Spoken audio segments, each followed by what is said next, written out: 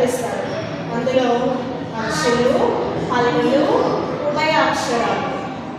ఆ నుంచి అవు వరకు ఉన్న వాటిని అచ్చులు అంటారు. ఏమంటారు? అచ్చులు. ఓకేనా?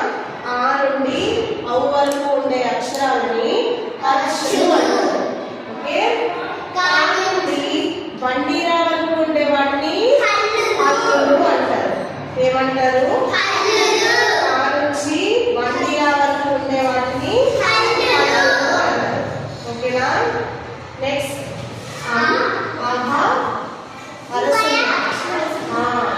ఉభయాక్షరాలు సున్నా, హరసున్నా, ఆహ.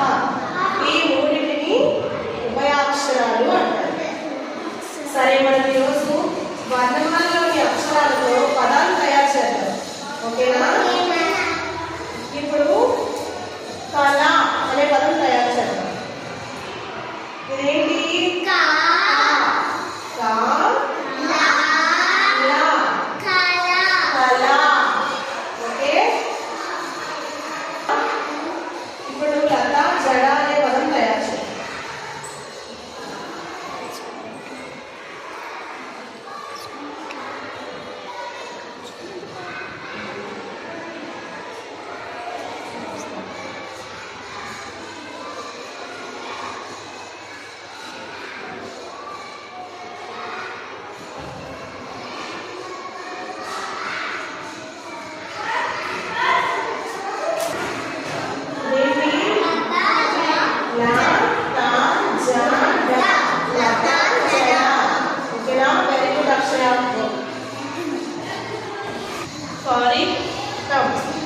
కమల అనే పదం తయారు చేయండి.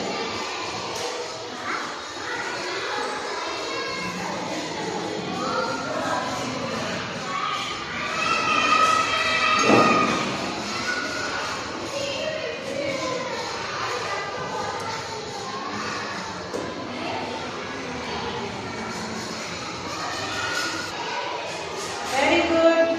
కమల, కమల. Very good for